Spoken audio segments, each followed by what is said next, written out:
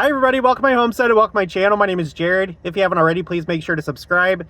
As you can see, I'm not actually at my homestead right now.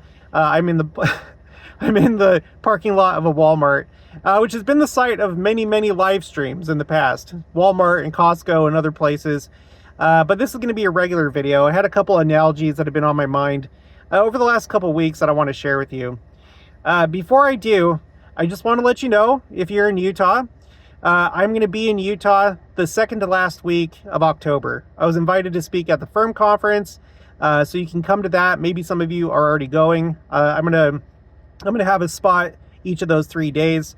But beyond that, we're having a free meetup. It's going to be me and Troy from The Last Dispensation, Jen from Christian Fire Poppy, and Rachel from Women and Priesthood. So all four of us are going to have a separate meetup. It's free. But there's limited spacing. We have to, there's limited occupancy in the place that we're going to be. And so we're going to have half-hour time slots that you can sign up for. It's going to be on the 26th of October, which is a Saturday, and it's going to go from 6 p.m. until 9 p.m. So if you're interested, if you want to bring some family members or friends, then email me, and then it'll be like a first come, first serve type thing, and I'll give you one of those slots. Okay, so a half hour and you can meet all four of us. Okay, so recently I was on a live stream with Caitlin from Anticipating Christ's Return, and we were talking about second coming things, as you would expect. And I shared with her this analogy that just kind of popped into my mind over the last couple of weeks. And I have two analogies. They're kind of similar. The first one, it has to do, well, they both have to do with being excited for the second coming. Because I've noticed, and I'm sure that you've seen it in your life, there's people that are excited for the second coming. They can't wait for it to happen. And other people that seem to be dreading it. And they may say that they're excited for it, but it seems like they just want to push it off into the future. They don't want to think about it. They call you crazy when you notice signs of the times and things like that. So it's always not really, well, it's kind of perplexed me. I think I understand why some people are like that. Sometimes I think it's just because they don't feel prepared, and so they're dreading it because they know that they're not prepared. Other people may have like misunderstandings of what's supposed to happen between now and then, and they're just like really scared of the calamities and the judgments that are going to come in the lead up to the second coming. And there's like probably a whole host of other reasons why people would not want it to be sooner than later. But I was thinking about a concert. You know, say that Johnny Cash was still alive and you're like a big fan of Johnny Cash and he's coming to town and you have a ticket and you just can't wait to go see Johnny Cash live. You've never seen him live. This is going to be your first time. You want to hear that live music and be with other people that are fans of Johnny Cash, and maybe you'll get to actually meet him or whatever. You know, like I'd imagine that if you're a Johnny Cash fan, and if he was still alive, and you're going to the concert, that's something that you would be looking forward to, right? But I think we have a situation where the church, you know, the church is the 10 virgins. There's 5 foolish and 5 wise, and then there's also wheat and there's tares. Within the church, it's almost like a concert where we've all bought tickets for this event. We've all purchased the tickets. We have one. But you're not going to be that excited for the actual event unless you're a true, in this analogy, you're a true fan of the artist. You know, in this case, Johnny Cash. Because a true person is going to be looking forward to that event, and they're going to be excited with other people. But then you have these other people that, yeah, they've purchased a ticket, but they're doing it for other reasons. And that kind of leads into my second analogy. I'm sure that maybe this has been you. It's been me, where you might go to a sporting event, you know, but you don't really care about the team. You're not following, you know, that season or even that team at all. Maybe even throughout the years, you're just not following it. You're going to the game because it's like a social thing. You want to hang out with friends, or you just want something to do on a Friday night or a Saturday night, but you're not really going for the team. You're just going, maybe you're going just for some cheap entertainment, or maybe not so cheap. You may be going because you just want to hang out with other people, and it's more about hanging out with them than it is watching the team or supporting the team or whatever. There could be different reasons why you would go to a game. Maybe somebody just like gave you free tickets and it's like, well, okay, I guess I'll go, whatever. I don't really care about this team or that team.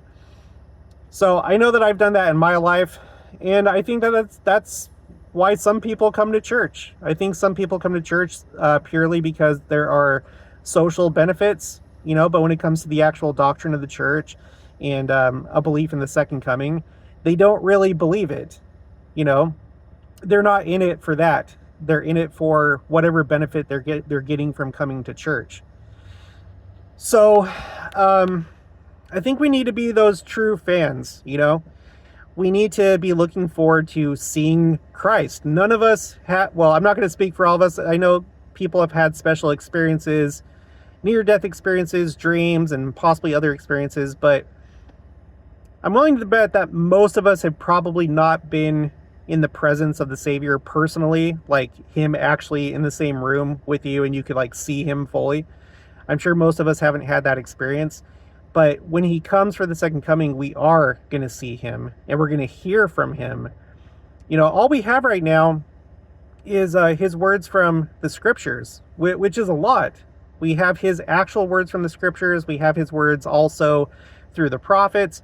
But to actually have him here live and hear him say whatever he's going to say, new things, maybe he'll introduce new doctrine, because as we go into the millennium, we're going to be we're going to be moving up a level spiritually.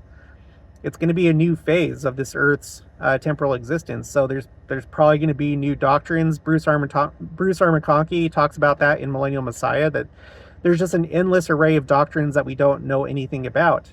Like, we have everything that we need for exaltation, yes, but as far as like additional knowledge of